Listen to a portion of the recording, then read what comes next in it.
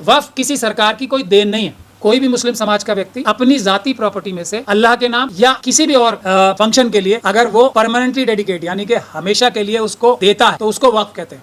हर एक वक्फ बोर्ड के मेंबर्स ने सरकार के और प्रशासनिक अधिकारियों से मिलकर वक्फ में चोरी डकैती लूट की है और ये बात सही है कि वक्फ का कॉन्सेप्ट इस्लाम ने पूरी दुनिया को दिया और सरकारी अधिकारी और पुलिस के अधिकारी भी इसमें हर जगह शामिल होते हैं। ऐसा कोई वक्फ बोर्ड आज की तारीख में मेरे सामने नहीं है जिसमें रोज के रोज कुछ ना कुछ प्रॉपर्टियों का घोटाला नहीं हो रहा। उसके बाद प्रॉपर एक एक्ट आया, द मुसलमान वक्फ एक्ट ऑफ 1923। इस एक्ट के तहत ये सिस्टम बनाया गया कि जो डिस्ट्रिक्ट जजेस होंगे उनके पास 6 महीने के अंदर अंदर सारे मुतवल्ली सारी वक्फ की प्रॉपर्टीज को रजिस्टर कराएंगे। वो 2013 में उन सारे सजेशंस को खत्म करने के लिए ये नया आया है कि बिल्कुल भी ऐसा कर दिया जाए वक्फ प्रॉपर्टीज को कि और कोई भी लूट ले, पूरी तरीके से रिजेक्ट करना चाहिए और जेपीसी में जाके बोलना चाहिए कि इसके लिए हमें 3 महीने या 6 महीने का टाइम दिया जाए, हम तैयारी करके एक वक्फ एक्ट लाएंगे, मुस्लिम समाज प्रस्तुत करेगा उसे और उसको पार्लियामेंट फिर पब्लिक के सामने रखे। सख्त से सख्त सजा जो लोग भी वक्फ की प्रॉपर्टीज को एनक्रोच करते हैं, वक्फ की प्रॉपर्टीज को चाहे वो वक्फ बोर्ड के अधिकारी हो, चाहे मुतवल्ली हो, चाहे पब्लिक के लोग हो, चाहे गवर्नमेंट के अधिकारी हो, जो वक्फ की प्रॉपर्टीज को करते हैं तो उनको उम्र कैद तक की सजा होनी चाहिए। एएसआई की प्रॉपर्टीज का आप लोग हाल देख रहे हैं, चाहे वो दिल्ली की जामा मस्जिद हो या सफदरजंग का मकबरा हो या पुराना किला हो या आप कोई भी ऐसी मस्जिदें और जो कब्रिस्तान और इस तरह के मकबरे हैं जो एएसआई की खास तौर पे मस्जिदें हैं या मकबरे हैं, उनका इतना बुरा हाल है। जबकि बहादुर शाह जफर के लिए जो जमीन रखी हुई है ना कब्रिस्तान की, तो उसका क्या हालात है वहाँ पे आप लोग देख रहे हैं, लोग क्रिकेट खेल रहे हैं, क्या कर रहे हैं और तोड़ रहे हैं सारी प्रॉपर्टीज को। वो सारी की सारी प्रॉपर्टीज वक्फ बोर्ड की मैनेजमेंट में आनी चाहिए। ये आंदोलन जो होंगे, जितने भी हमारे मेंबर ऑफ पार्लियामेंट हैं लोकसभा के, जो या तो मुस्लिम समाज से हैं या जिन कॉन्स्टिट्यूएंसीज में मुस्लिम समाज की जो पॉपुलेशन है, उन सभी मेंबर ऑफ पार्लियामेंट्स के घरों के बाहर हम लोग प्रोटेस्ट करेंगे ताकि वो लोग इस बात को जान लें अगर इसमें गद्दारी की गई तो उनको हम राजनीतिक भी सबक सिखाएंगे। हर एक वक्फ बोर्ड ने आज़ादी से बाद से लेकर आज तक, ये भी बात मैं पूरी सफाई और ईमानदारी से कहना चाहता हूँ, हर एक वक्फ बोर्ड ने कोई कुछ एक्सेप्शंस हो सकती हैं कहीं कहीं, हर एक वक्फ बोर्ड के मेंबर्स ने, हमारे बड़े बड़े लीडरों ने और सरकार के साथ मिलकर, बिना सरकार के मिले कोई भी चोरी डकैती वक्फ में नहीं हो सकती, ये बात साफ है। सरकार के और प्रशासनिक अधिकारियों से मिलकर वक्फ में चोरी डकैती लूट की है और ये बात सही है जो किरण रिजिजू साहब ने पार्लियामेंट में भी कही थी कि सच्चर कमेटी के आधार पे जितनी प्रॉपर्टीज़ बताई गई है उससे कहीं ज़्यादा, इतनी भर बात उनकी सही थी। अगर सही से इसका देखभाल होती ईमानदारी से तो कोई भी मुस्लिम परिवार करोड़पति ना हो, ऐसा नहीं हो सकता था। इतने हमारे बुजुर्ग हमारे लिए प्रॉपर्टीज़ छोड़ गए। अब वक्फ की दूसरी बात पे आना बहुत ज़रूरी है जो भ्रांति फैलाई जा रही है। वक्फ किसी सरकार की कोई देन नहीं है।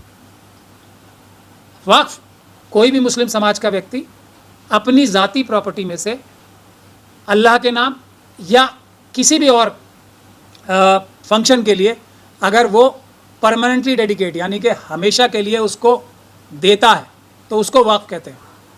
ये है वक्फ की बुनियाद। ज़रूरी नहीं है कि अल्लाह के नाम ही दी जाए, वक्फ अलल औलाद भी होती है और मैं उस पर भी आऊँगा। अलल औलाद के बाद यानी कि मैं ऐसा भी वक्फ कर सकता है कोई मुस्लिम समाज। ये वक्फ का कॉन्सेप्ट इस्लाम ने पूरी दुनिया को दिया और मैं आपको बताऊं कि अगर जो ये ट्रस्ट का जो कानून आया है वो इस्लाम धर्म से ही निकल के सारे दुनिया में आया है। जैसे टाटा सन्स कंपनी है ना, वो एक टाटा सन्स ट्रस्ट है, वो उसकी मालिक है और वो ट्रस्ट सारी कंपनियों का मालिक है और ट्रस्ट के हिसाब से सारी कंपनियाँ चलती हैं। तो यही मोटा मोटी वक्फ भी है। मैं अपनी प्रॉपर्टीज़ के लिए, कोई भी मुस्लिम व्यक्ति अपने प्रॉपर्टीज़ को दे परमानेंटली देना पड़ता है। तो किस चीज़ के लिए? अब वो कुछ भी वजह हो सकती है। ये भी वजह हो सकती है कि जब तक मैं हूँ, मैं ज़िंदा हूँ, मुस्लिम समाज का व्यक्ति वो ज़िंदा है तो वो उसकी रख रखाव के लिए, उसकी देखभाल के लिए खर्च होगी, उसके बाद उसकी औलादों के लिए और उनकी औलादों के लिए, और जब औलादे कोई भी ना बचे तब वो गरीबों की मदद के लिए चला जाएगा। तो ये भी एक प्रकार का वक्फ। ऐसे भी बहुत सारे वक्फ हैं और इसी की वजह से सबसे पहला अमेंडमेंट भी जब कानून पहला बना था वो वक्फ अलल औलाद की वजह से ही 1913 में बना था। तो अब मैं आपको ये बताना चाहता हूँ कि मेन बिंदु हमारे क्या हैं। पहली चीज़ जो मैं बताना चाहता हूँ आपको कि ये जो कानून बनना चाहिए तो ये मुस्लिम समाज की तरफ से आना चाहिए। आज तक ऐसा हुआ नहीं है, इसीलिए ये कोई अच्छा कानून नहीं है। दूसरी अहम बात इसमें ये है, जैसे ये कानून लाया गया। तो इसका नाम क्या रखा गया? इस बिल का नाम जो रखा गया है वो बहुत इंटरेस्टिंग है। ये है इसकी बचाने के लिए जो इसको उम्मीद नाम रखा गया है इसको। मैं भी आपको बताता हूँ इसका टाइटल जो रखा गया है। तो ये वक्फ को बचाने के लिए टाइटल रखा गया है इसका, और बचाने की जगह जो काम किया जा रहा है उसको लूटने का किया जा रहा है। अगर इसमें बचाने की एक भी बात होती तो मैं भी इसका समर्थन करता। इसमें हर उस चीज़ को बर्बाद करने की कोशिश की गई है जो 2013 के एक्ट में हमने कुछ थोड़ी बहुत प्रोटेक्शन रखी थी कि कुछ वक्फ प्रॉपर्टीज़ बच सके। अगर आज आप सारे वक्फ के जो वेबसाइट्स ही बने हुए हैं किसी भी वक्फ बोर्ड का देखें तो आपको ये नज़र आएगा कि उसमें से 75 से ज़्यादा % वक्फ की जो प्रॉपर्टीज़ जो गज़ट नोटिफाइड है वो वक्फ प्रॉपर्टीज़ जो हैं वो एनक्रोच्ड हैं। उनकी एनक्रोचमेंट में खुद दिल्ली जो वक्फ बोर्ड है उसके चेयरमैन के खिलाफ हम लोगों ने भी मिल के कानूनी कार्रवाई की और उसके नतीजे में वो भी जेल गए। और यहाँ दिल्ली में भी सैकड़ों नहीं हज़ारों करोड़ की वक्फ का घोटाला हुआ और उसके बावजूद भी आज तक भी उसके खिलाफ पूरी और मजबूत कानूनी कार्रवाई नहीं हुई, क्योंकि सरकारी अधिकारी और पुलिस के अधिकारी भी इसमें हर जगह शामिल होते हैं। ऐसा कोई वक्फ बोर्ड आज की तारीख में मेरे सामने नहीं है जिसमें रोज़ के रोज़ कुछ ना कुछ प्रॉपर्टियों का घोटाला नहीं हो रहा। तो इसमें अब ज़रूरत किस बात की थी? इससे पहले कि मैं अपने सजेशन दूं, मैं इसकी वक्फ की हिस्ट्री भी बताना चाहता हूं, और ये उन समाज के लोगों के लिए है जो वक्फ बोर्ड के बारे में चिंतित हैं और वो जो ये जानना चाहते हैं कि वक्फ के लिए क्या करना चाहिए, क्या वक्फ के लिए होना चाहिए। तो जब तक अंग्रेज़ इस देश में ताकतवर नहीं हुए, 1810 में पहला एक एक्ट आया था जो सभी धर्मों के लिए बराबर आया था। उससे पहले जो उस वक्त के कानून के हिसाब से जो कोर्ट्स होती थी काजीज़ की, उसमें एक आम मुकदमे की तरह भी अगर कोई वक्फ के बारे में डिस्प्यूट होता था तो वो चलता था। लेकिन 1810 में board of revenue and board of commissioner अंग्रेज़ों ने पहली बार लाया है, जिसमें सभी धर्मों के मजहबी और चैरिटेबल जो फंक्शंस थे उसके लिए ये बोर्ड बना 1810 में। 1863 में रिलीजियस एंडाउमेंट एक्ट बना जिसमें सारी प्रॉपर्टीज़ ट्रस्टी मैनेजर्स के पास इनकी ट्रांसफ़र हुई। उसके बाद 1890 में सेंट्रल ट्रेजरर बनाया गया, किस कानून के तहत? The charitable properties act. और उसमें सीपीसी जो है ना, सिविल प्रोसीजर कोड, उसमें भी सेक्शन 92 और 93 इंट्रोड्यूस किया गया ये ट्रस्ट के कानूनों को स्ट्रीमलाइन करने के लिए। 1895 में प्रिवी काउंसिल की एक जजमेंट आई जो वक्फ अलल औलाद के बारे में थी, जो मैंने एग्जांपल अभी आपको दिया था। उसमें यह कह के कि इसमें परपेचुटी यानी कि कंटिन्यूटी नहीं है, पहले अपने आप के लिए, फिर अपने औलादों के लिए और उसके बाद गरीबों के लिए जो कहा गया वो उसमें अनसर्टिनिटी है, इसलिए वक्फ अलल औलाद जो है वो वक्फ नहीं माना जाएगा। और उसके बाद बहुत बड़े लेवल पे प्रोटेस्ट हुए देश में 1895 से और अगले 10 साल तक। उसके बाद अंग्रेज़ों ने 1913 में पहला जो वक्फ का कानून स्पेशली आया वो आया मुसलमान वक्फ वैलिडेटिंग एक्ट ऑफ 1913। इसमें सिर्फ जो कमी वक्फ के कानून में आई थी 1895 की प्रिवी काउंसिल की जजमेंट से, जो केस का नाम था अब्दुल फतेह मोहम्मद इशाक वर्सेस रसमाया धुर चौधरी। इस केस के बाद 1913 का एक्ट लाया गया था ताकि अलल औलाद वाला जो एक डाइल्यूशन हुआ था उसको ख़त्म किया जा सके। और ये सरकार ने भी उस 1913 के एक्ट को ख़त्म करने के लिए एक और बिल लाया है इसी वक्त 2024 में। उसके बारे में ज़्यादा लोगों को नहीं पता, मैं उसको सीक्वेंस से बता रहा हूँ अभी। 1913 के बाद 1930 में अमेंडमेंट हुई इसी मुसलमान वक्फ वैलिडेटिंग एक्ट की, जो वक्फ अलल औलाद के लिए हुई। 1920 में एक और एक्ट आया, the charitable and religious trust act, सभी धर्मों के लिए था। उसमें सभी धर्मों के लिए ट्रस्ट बनाने की प्रावधान दिए गए। उसके बाद प्रॉपर एक एक्ट आया, द मुसलमान वक्फ एक्ट ऑफ 1923। इस एक्ट के तहत ये सिस्टम बनाया गया कि जो डिस्ट्रिक्ट जजेस होंगे उनके पास 6 महीने के अंदर अंदर सारे मुतवल्ली सारी वक्फ की प्रॉपर्टीज़ को रजिस्टर कराएंगे। 1923 में ये कानून पहली बार आया रजिस्ट्रेशन का और उसको स्ट्रीमलाइन करने का, क्योंकि उस वक्त भी वक्फ के प्रॉपर्टीज़ के बारे में काफ़ी गड़बड़ हो रही थी।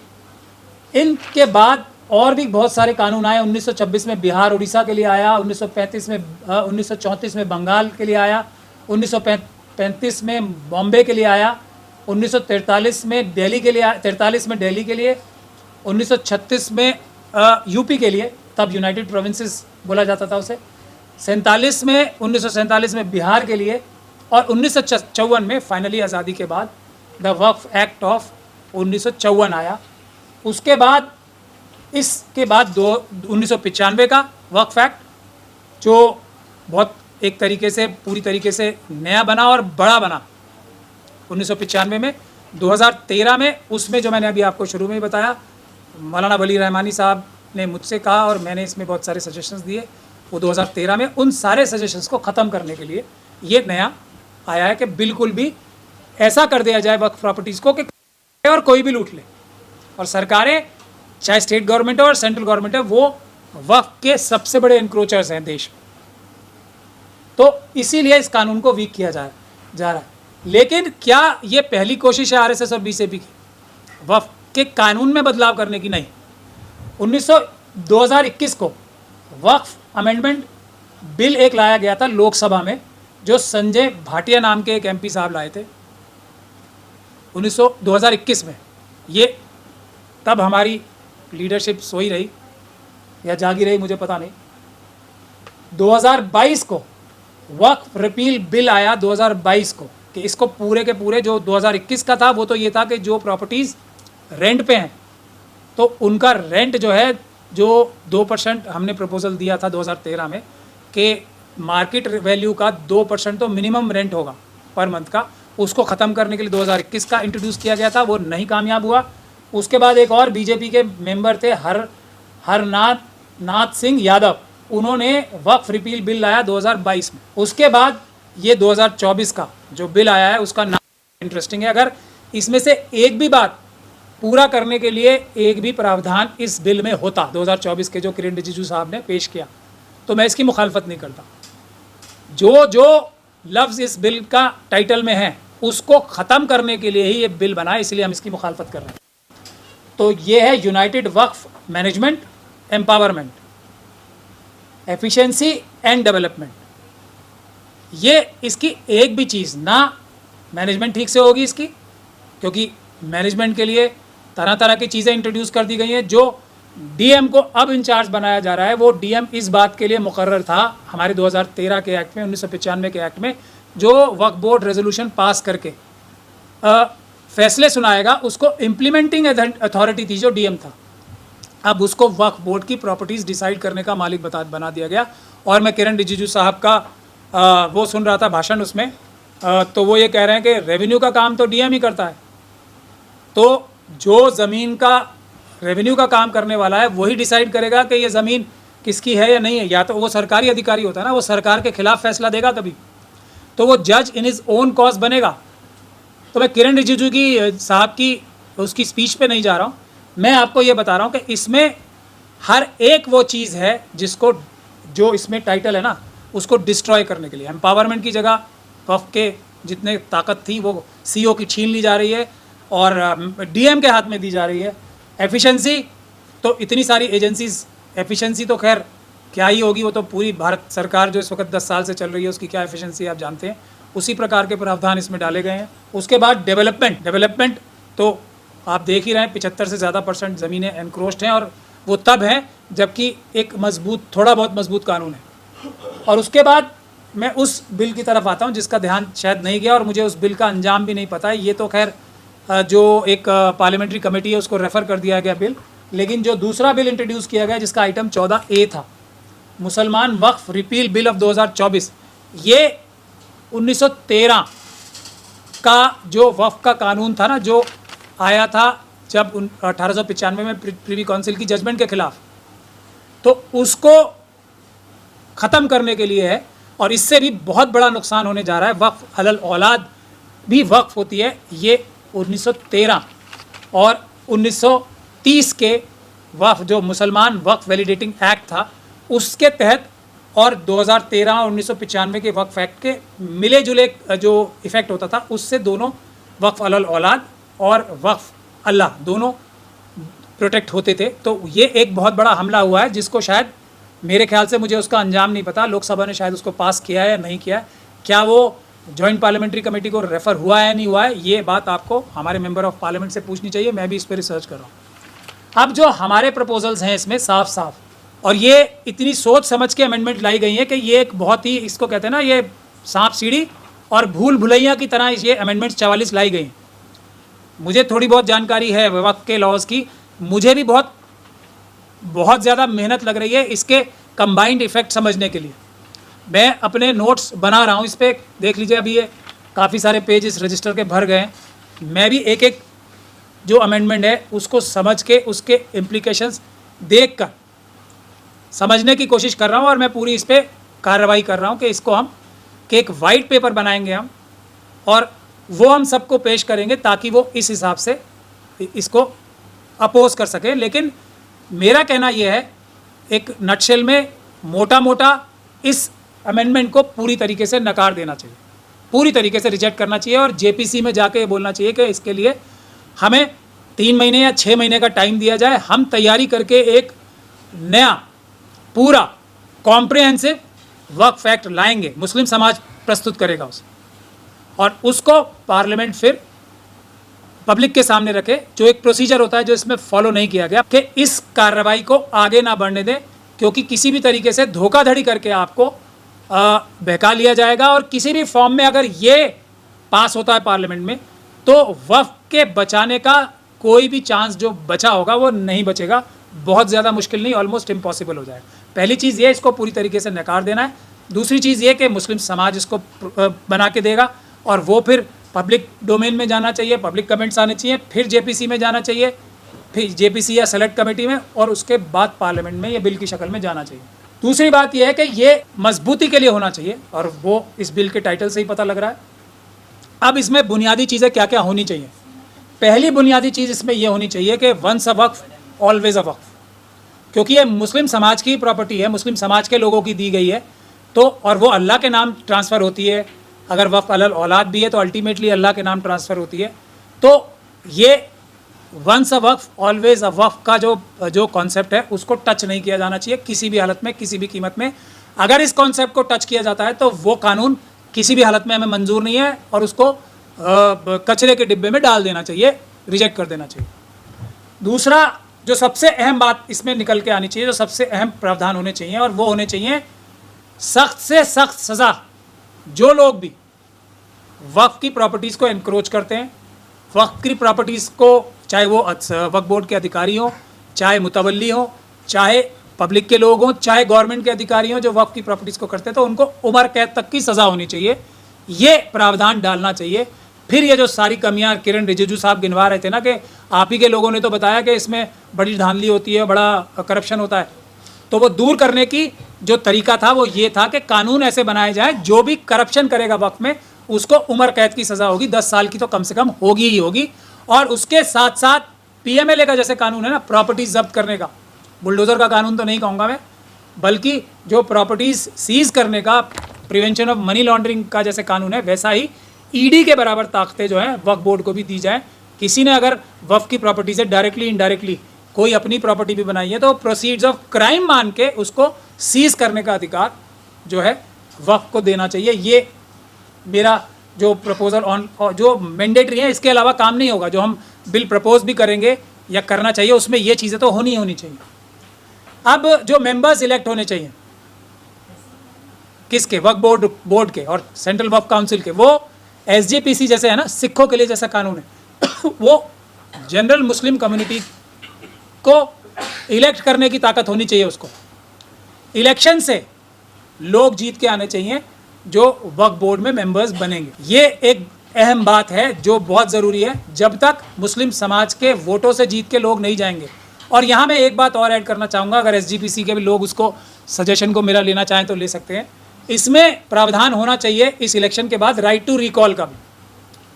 अगर टोटल वोट्स का 10% 20% वो हम डिस्कस करके तय कर सकते हैं, लोग अगर सिग्नेचर कैंपेन करें तो किसी भी वक्फ बोर्ड के मेंबर को रिकॉल करने की ताकत भी होनी चाहिए, ताकि ये नहीं कि मैं बन गया हूँ तो 5 साल तक लूट मचाऊंगा, ये लगे कि मैं अगले दिन भी हट सकता हूँ, लोग मुझे कान पकड़ के सीट से हटा भी सकते हैं। ये रिकॉल का प्रोविज़न भी उसमें आना चाहिए। और कोई भी वक्फ की प्रॉपर्टी जो परमानेंटली ट्रांसफ़र होती है, चाहे सेल या लॉन्ग लीज पे, जो प्रावधान है इसमें मैक्सिमम 30 साल का, हालांकि मैं उसके लिए तैयार नहीं था या हमारा प्रपोजल भी नहीं था, लेकिन फिर भी 2013 में रहमान साहब ने रखी 30 साल 33 साल तक की लॉन्ग लीज। तो ऐसी कोई भी sale deed void ab initio होनी चाहिए, मतलब शुरुआत से ही बेमानी होनी चाहिए, उसकी कोई ताकत नहीं मानी जानी चाहिए। और जिसने भी अधिकारी ने सेल डीड वक्फ प्रॉपर्टी की दर्ज की, उसको भी कम से कम 10 साल की सज़ा होनी चाहिए, और उन लोगों को तो उम्र कैद की सज़ा होनी चाहिए जो ऐसी प्रॉपर्टी जाके सेल डीड अपने नाम या किसी के नाम करते हैं। ये प्रावधान भी इसमें ज़रूरी होना चाहिए। हाँ, एक और महत्वपूर्ण बात है, एएसआई की प्रॉपर्टीज़ का आप लोग हाल देख रहे हो, चाहे वो दिल्ली की जामा मस्जिद हो या सफदरजंग का मकबरा हो या पुराना किला हो, या आप कोई भी ऐसी मस्जिदें और जो कब्रिस्तान और इस तरह के मकबरे हैं जो एएसआई की ख़ास तौर पे मस्जिदें हैं या मकबरे हैं, उनका इतना बुरा हाल है। जबकि मैं वो जो जहाँ पर बहादुर शाह ज़फ़र के लिए जो ज़मीन रखी हुई है ना कब्रिस्तान की, वहाँ हम लोग गए भी थे वहाँ पे एक बार, तो उसका क्या हालात है वहाँ पे आप लोग देख रहे हैं, लोग क्रिकेट खेल रहे हैं, क्या कर रहे हैं और तोड़ रहे हैं सारी प्रॉपर्टीज़ को। ये जो एएसआई की प्रॉपर्टीज़ हैं, ख़ास तौर पे मस्जिदें, कब्रिस्तान, मकबरे, वो सारी की सारी प्रॉपर्टीज़ वक्फ बोर्ड की मैनेजमेंट में आनी चाहिए, और इसकी रख रखाव का काम। और देखिए, मस्जिदों का अगर एएसआई का जो कानून है ना, उसमें जब तक उस कल्चर के हिसाब से, कल्चर प्रोटेक्ट करने के लिए है ना एएसआई का कानून भी, और पुरानी बिल्डिंगें प्रोटेक्ट करने का, तो प्रोटेक्शन का मतलब होता है जो बिल्डिंग जिस काम के लिए है वो काम भी साथ के साथ प्रोटेक्ट हो। अगर कोई मस्जिद है तो अगर उसमें नमाज पढ़ी जाएगी, जब भी वो बिल्डिंग का और उस बिल्डिंग के कॉन्सेप्ट का प्रोटेक्शन माना जाता है। ये बात बुनियादी बात है।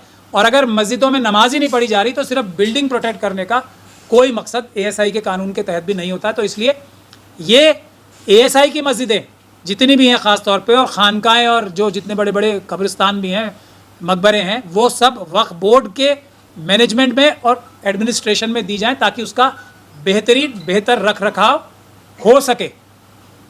और इससे एक और भी फ़ायदा होगा, जो आरएसएस और बीजेपी का एक कैंपेन भी है ना, मुसलमान सड़कों पे नमाज़ पढ़ते हैं, तो एएसआई की मस्जिदें अगर नमाज के लिए खुलेंगी, उनका रख रखाव भी बेहतर होगा। लोग झाड़ पूछ के, मस्जिद में तो साफ़ सफाई रखना, उसको चाक चौबंद रखना बहुत अहम जिम्मेदारी होती है, सब लोग रखेंगे उसको बढ़िया से, और वो मेंटेन भी बेटर होंगी। और ये सड़क पे नमाज़ पढ़ने की जो प्रॉब्लम है, ये भी काफ़ी हद तक मेरे ख्याल से दूर हो जाएगी, ये भी मैं मानता हूँ। एक और बात है, इसमें जो मैंडेटरी प्रोविज़न रखा जाना चाहिए, जैसे पब्लिक प्रीमिसेस एक्ट का है, और ये बात हमने 2013 को भी प्रपोज़ की थी, जो हमारी मानी नहीं गई। पब्लिक प्रीमिसेस एक्ट का सारे प्रावधान वक्फ की प्रॉपर्टीज़ के लिए भी लागू होने चाहिए कि 3 महीने से लेकर 6 महीने तक कोई भी एनक्रोचर वक्फ की प्रॉपर्टीज से हटाया जा सके। मिशन सेव कॉन्स्टिट्यूशन, क्योंकि 2 काम करने में अच्छा जाना जाता है। एक तो हम एक कॉन्सेप्चुअल पेपर बना के इसका सारा जो वक्फ एक्ट जिस शेप और शक्ल में होना चाहिए उसको हम तैयार कर रहे हैं। दूसरा, हम पीसफुल प्रोटेस्ट पूरे देश में करेंगे, उसमें हमारा सहयोग करें। और जो दूसरे संगठन जिस भी प्रकार से वक्फ की प्रोटेक्शन के लिए काम कर रहे हैं, उसमें हम उनकी मदद करने के लिए पूरी तरीके से ड्यूटी बाउंड है, हमारी जिम्मेदारी है। हम हर एक संगठन जो भी है, कोई भी किसी तरह का भी प्रोटेस्ट करेगा तब भी, और कोई और भी सेमिनार, जलसा, जलूस कुछ भी करेगा या कोई भी एक्टिविटी करेगा, तो मिशन सेव कॉन्स्टिट्यूशन अपनी पूरी ताकत से उनके साथ रहेगा। और हम ये भी तवक्को करते हैं कि बाकी सब भी संगठन हमारी गतिविधियों में भी हमारी मदद करेंगे। तो ये आंदोलन जो होंगे, जितने भी हमारे मेंबर ऑफ पार्लियामेंट हैं लोकसभा के ख़ास तौर पे, और लोकसभा के सारे ऐसे मेंबर ऑफ पार्लियामेंट जो या तो मुस्लिम समाज से हैं या जिन कॉन्स्टिट्यूएंसीज में मुस्लिम समाज की जो पॉपुलेशन है एक बड़ी संख्या में है, उन सभी मेंबर ऑफ पार्लियामेंट्स के घरों के बाहर हम लोग प्रोटेस्ट करेंगे, ताकि वो लोग इस बात को जान लें अगर इसमें गद्दारी की गई तो उनको हम राजनीतिक भी सबक सिखाएंगे। ये स्ट्रैटेजी का हिस्सा रहेगा। दूसरा, क्योंकि मिशन सेव कॉन्स्टिट्यूशन दूसरी जो माइनॉरिटीज़ हैं ख़ास तौर पे और ओबीसी के साथ भी SC ST और जो दूसरी सिख क्रिश्चियन बौद्ध जो माइनॉरिटीज़ हैं देश की कॉन्स्टिट्यूशनल माइनॉरिटीज़, उनके साथ भी हमारा कोऑर्डिनेशन मेरे ख्याल से बाकी तंजीमों से ज़्यादा है। तो हम ये कोशिश करेंगे कि हम रिजर्वेशन में, SC ST एक्ट को मजबूत करने में, जो हमारी बाकी माइनॉरिटीज़ हैं, सिखों के राइट्स को इंश्योर करने के लिए, क्रिश्चियंस के राइट को इंश्योर करने के लिए, बुद्धिस्ट के राइट इंश्योर करने के लिए हम उनका ताउन करें और वो हमारा इस वफ़ को कानून को रोकने में और एक अच्छा वफ़ का कानून लाने में हमारी मदद करें। इसके लिए हम कोऑर्डिनेशन भी उनसे सबसे अच्छी तरीके से बना सकते हैं, ऐसा भी मेरा मानना है। उसकी भी हम पूरी कोशिश कर रहे हैं। लेकिन ये सारी के सारे प्रोटेस्ट जॉइंट होंगे। SC ST और माइनॉरिटीज़ के लोग ख़ास तौर पे अगर जॉइंटली प्रोटेस्ट करेंगे तो उनकी ताकत बहुत ज़्यादा बढ़ जाएगी और उनकी डिमांड्स भी सरकार मानने के लिए मजबूर जल्दी होगी। लेकिन अल्टीमेटली तो जैसा मैं हर बार कहता हूँ कि जब ही न्याय और बराबरी इंसाफ मिलेगा जब बहुजनों की सरकार आएगी। तो हम लोग इसको आपदा में अवसर की तरह लें, एक तो SC ST और माइनॉरिटीज़ को जोड़ने का काम करें एक साथ, और अब उन सभी लोगों को सबक सिखाने का वक्त आ गया है जो मुस्लिम समाज के वोट लेते हैं, शेड्यूल कास्ट समाज के वोट लेते हैं, शेड्यूल ट्राइब समाज के वोट लेते हैं, सिख क्रिश्चियन बौद्ध के वोट लेते हैं, OBCs के वोट लेते हैं, लेकिन उनकी हकमारी करने में सबसे आगे भी रहते हैं। तो उनको सबक सिखाने के लिए भी मैं समझता हूँ एक जॉइंट कैंपेन लॉन्च करेंगे। आप लोगों ने मेरी बात को बहुत ही ध्यान से और देर तक सुना, मैं बहुत शुक्रिया अदा करना चाहता हूँ। लेकिन ये बहुत अहम थी इसलिए थोड़ी लंबी भी हुई है प्रेस कॉन्फ्रेंस, लेकिन ये बहुत अहम थी इसलिए लंबी हुई। शुक्रिया आप लोगों को।